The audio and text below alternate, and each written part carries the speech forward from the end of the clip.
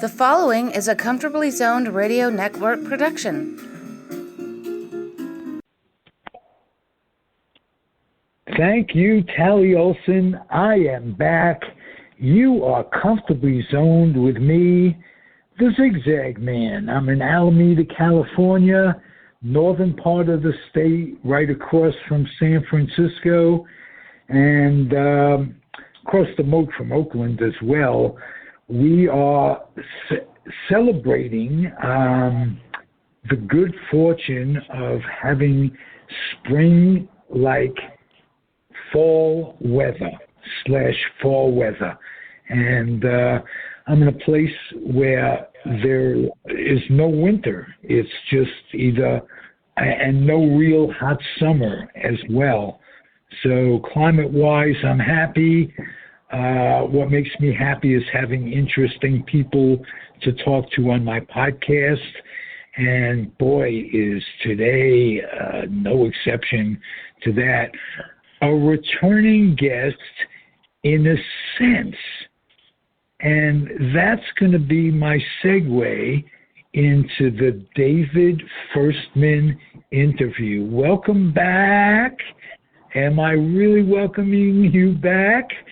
David, how are you? I'm doing fine, sir. Great to be back on the show. Thank you for having me. Well, you're a pleasure. We share a lot of background. You grew up in an area of New York that I grew up in, Jackson Heights.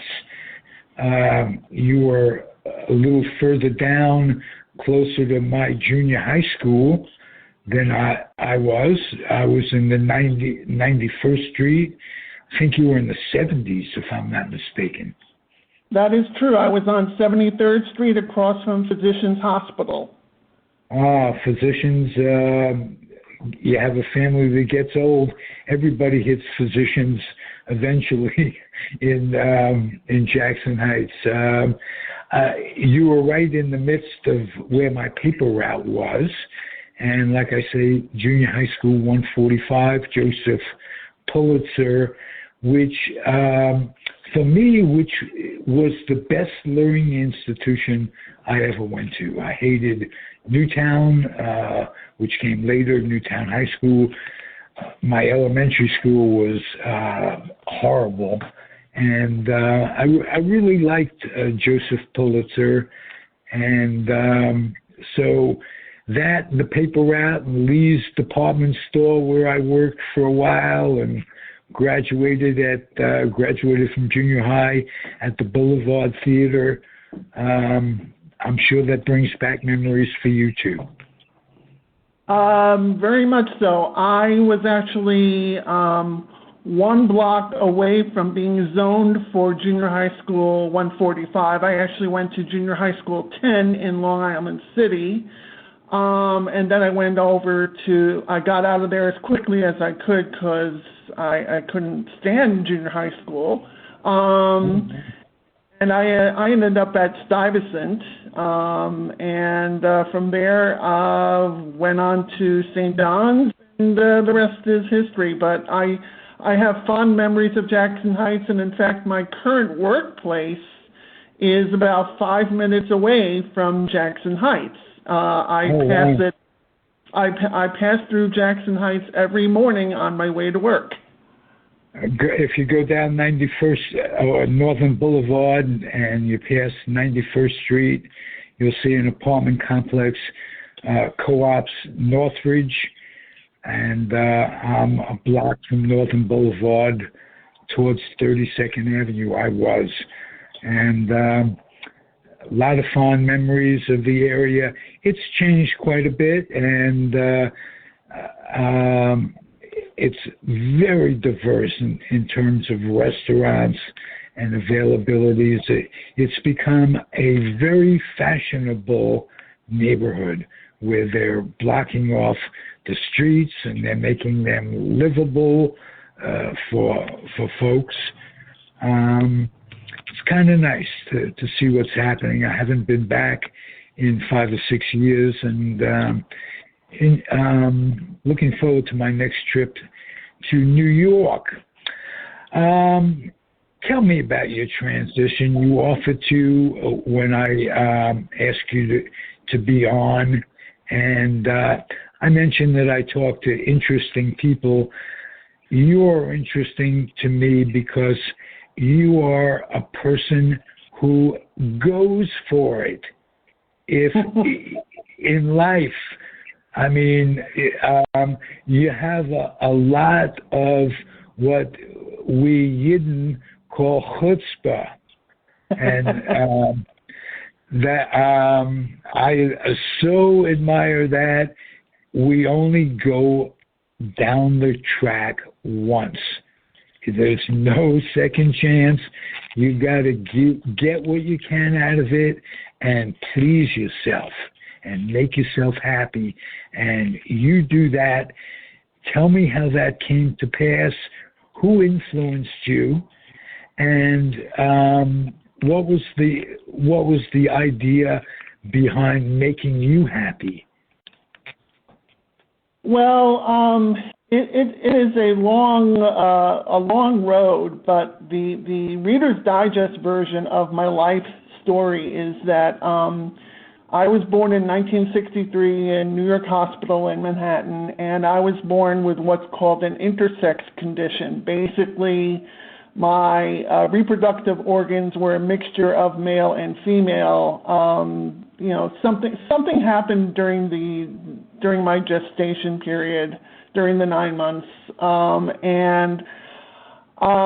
so the doctors had a decision to make whether I was, going to be raised male or female, and they said, based on the thinking of the time, the times that they were living in the mid-1960s, that it was easier to raise somebody like me as a female.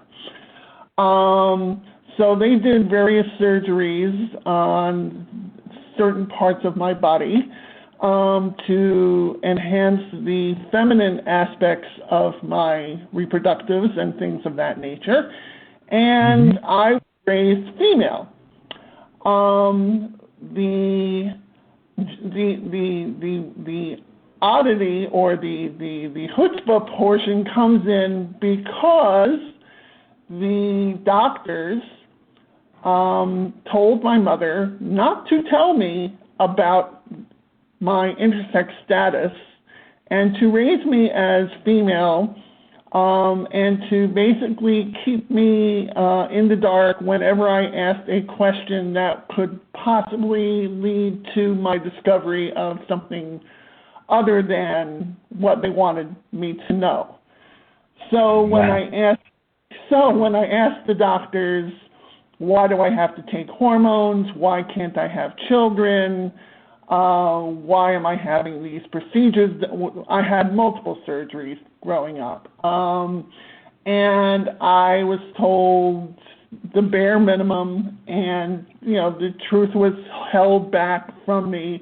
And I didn't find out the truth about my true identity, being born chromosomally male but raised female, until my early 30s, believe it or not.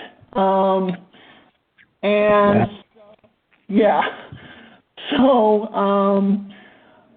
I found out the truth finally from one of the surgeons who had operated on me many, many moons prior. I confronted my mother. And I said, Mom, Dr. Sweeney told me that, I was, intersex, and did you know about this? Why didn't you tell me about this? And she said, well, I thought the doctors told you, and the doctors told me that, well, they were going to tell me if I ever decided to move out of New York City, which means that possibly I would have never found out. I had inklings that I was different, but I just, I couldn't pin it down as to exactly what was different about me, it's not something that you find in your high school biology textbooks. It's not something you find discussed, on TV talk shows or anything like that. You really have to go and dig in some sort of medical textbook of some sort anyhow, at that point, I had been, I grew up a tomboy. I dated men, but I had, yearnings for women. When I found out the truth about my identity, I basically decided. I thought about, well, gee, should I go and have a sex change? Should I, what should I do? What am I? Am I a guy? Am I a girl? Am I straight? Am I bi? Am I, lesbian? Am I gay? I had a major identity crisis, and it took me quite a while to figure things out. And I went into weekly therapy. I was depressed for a long period of time, and really what kept me from doing anything major in terms of changing my identity or changing or debating whether I was going to have a sex change, debating whether I was going to live my life as a man, debating all of these important issues, these very, very basic but important issues. At the time, in the early, this is happening in the early 1990s, and the world of gender expression was certainly not as broad as it is now, and certainly not as opening and welcoming as it is now. And so I was faced with a lot of self-doubt as to whether my mother would accept me, whether my friends would accept me, because I knew, from a certain vantage point, I knew I exhibited male characteristics, and there was certainly parts of me that was more comfortable living a male life, but I wasn't ready, and I was scared. I was scared of what it would do to my mother and my friends, and so I sat with those feelings for quite a while. And I went through my life basically up until, I suppose, right around 2019, and I just felt stuck. I felt stuck in terms of my identity. I felt uncomfortable in my body. I wasn't wearing dresses and I wasn't wearing makeup. And I, but I was still Diane, and I was still, I was not happy. I was just not happy. And like I said, the world of gender expression had broadened and really come to the fore, and you had, you had transgendered people, you have non-binary people, you have just the world of gender expression had really broadened and really come to the fore, and I felt like it was important for me at that point. My mother had passed away in 2015. I had a solid group of friends, and I was just feeling, on one hand, more confident about myself, but also on the other hand, not happy with where I was, and so I dipped my toe in the water. I legally changed my name from Diane to DB, because those are my initials, and I declared myself as non-binary. And I also decided that I was going to have top surgery, because I wanted to get my body back to where it was if the doctors had not interfered with what should have been the natural course of my life. Chromosomally male, but this is, Diane had breasts. So right. Flash forward a little bit.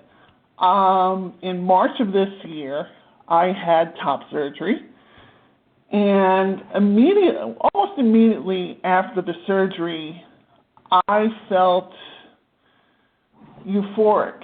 I think the term is gender euphoria. And the gender euphoria was, I looked at myself in the mirror and I felt good about myself. I liked the way I looked. I felt comfortable in my body. But I also felt like now I was closer to the male ideal of what I thought I should be. And I thought that non-binary didn't really feel, appropriate for me anymore. Maybe non-binary was sort of this sort of resting safe haven for me for a while I figured out what I was and who I wanted to be. It was gender purgatory. It was, yeah. It was a way station. Yeah. I almost immediately, within a couple of months after the surgery, I declared myself to be male. I asked my friends to start calling me David. David Benjamin, David being my mother's father's name, and Benjamin being the name of a dear cousin of ours. And I have a feeling that had I been raised male, they would have named me David, and possibly the middle name Benjamin. And I threw out all of my female clothing and totally rebuilt my wardrobe with ties and dress shirts and trousers and all sorts of male attire. And I felt almost, it was. I don't know how to explain to your audience when you feel comfortable in your body for the first time in in possibly your entire life.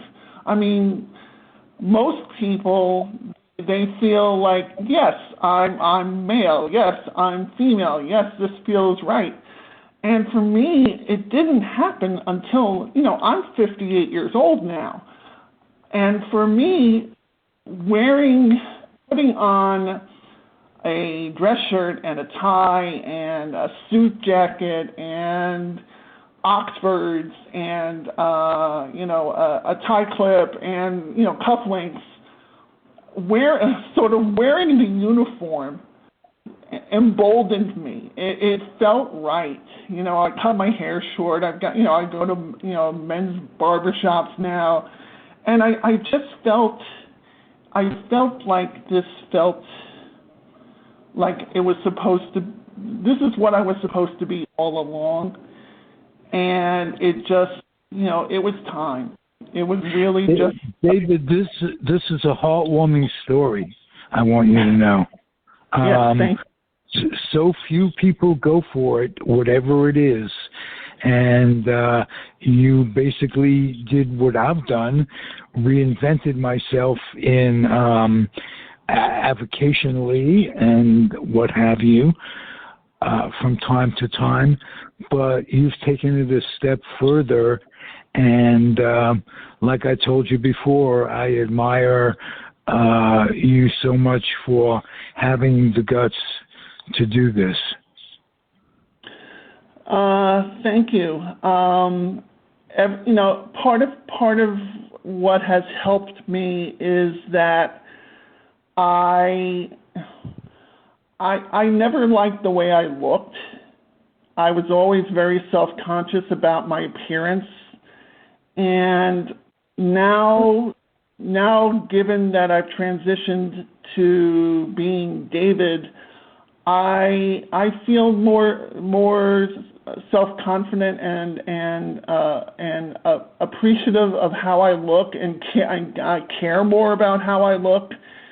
And I post every day to Facebook and to Twitter a photo of myself, and I never took photos of myself. I didn't like my smile. I didn't like, I just felt very self-conscious, and I post a daily David photo of whatever I'm wearing, and a big smile, and I get positive reinforcement from all my friends, and they're very happy to see me happy, and I do get emotional at certain points. Part of it is, yes, I'm happy that I'm finally living the life that I should have been living all along, and part of me is sad because I could have been living this life all this time. You can't look back. You can't look back. No, because of course you can't control. Yeah, from that standpoint, what ifs aren't what you're looking for. You're looking for what will be. How can I make the rest of my remaining time as fruitful, a learning experience, enjoyable, whatever. But any time you spend looking back with regrets, I mean, you could have the regrets, you could have the thoughts, but they can't consume you. One, not just you. They can't consume, or how about us? There are negative things in all of our lives that we look back on that we wish we were different, and conversely, things we're glad we did it our way. Mm-hmm. So just go forward. Keep doing what you're doing. Tell me about some baseball projects that you have going. You're writing an article for Sabre. Yes, I'm currently working on an article. I just submitted a draft for consideration for inclusion in an upcoming edition of the Sabre Baseball Research Journal, which is a semi-annual publication of the organization. It has to do with whether there has been an increase in foul balls in baseball, and if so, has it led to an increase in the length of games? Excuse me. Most of your audience, I'm sure, is aware that the average length of the game has expanded, and what used to be a 2-hour game, 2.5-hour game is more like 3.5 hours. Over the past 14 years, the average length of a baseball game has increased by 20 full minutes, which is, and at the same time, it's 20 more minutes, but there's less action in the game. There are less balls put in play. You've seen an increase in strikeouts and walks and homers, and everything else seems to go by the wayside. There are no more, rallies where there's like four hits and 2 walks and, a few stolen bases thrown in. Now it's just walk, homer, strikeout. And so the game has devolved into a very simplistic and elongated version of itself. And excuse me, I heard more than one announcer, without any sort of backing data, suggest that there's been an increase in foul balls, and that lengthens the game. And I'm thinking to myself, well, there's got to be a way to figure this out. And figure out if it's true. So I basically went through, there's a website called Baseball Savant, which categorizes and collects data on every pitch thrown in Major League Baseball. It goes back to 2008. So my study was my study was basically cataloging the pitches from 2008, each season from 2008 to 2021, and figuring out how many of those pitches were fouled off, and were there certain types of pitches that were fouled off more than others? Did they happen more in certain counts? Was it a question of the velocity of the pitch. And not to give too much away, but the basic finding is, yes, there has been an increase in foul balls, but there has been an increase in pitches. And, the total number of pitches in the game has increased slightly. So therefore, it shouldn't be, that remarkable that foul balls have increased. Part of the reason for foul balls increasing is that the average velocity of the pitch, of all types of pitches, has increased. And as you get higher and higher velocities, the rate at which you foul pitches also increases because the batters can't catch up to elite velocity. So what really it boils down to is that if there is a foul ball, it takes longer between pitches to put a new ball into play. Because basically, if there's a foul ball in the field of play, the fielders have to go and try and catch it, and then they have to throw the ball back in, and then the umpire has to put a new ball in play, and then the pitcher has to rub the ball up. So that takes a certain amount of time. And with the increase in foul balls, I quantified, thanks to some research by a fellow named Dave Smith of Sabre, that the time between foul balls is approximately 26 seconds between there being a foul ball and the next pitch. And that's about 6 seconds longer than if there was a regular pitch, whether it was a ball or a strike. And those 6 seconds they add up because because of the number of foul balls that there are in a given game. So the bottom line from my study is that foul balls do impact the length of the game, but they only impact it to the tune of about 2 minutes per game as an increase. Remember when I said that the increase over the last 14 years has been about 20 minutes for each 9-inning game? Well, this would be about 10% of that. About 10% of can be attributed to foul balls.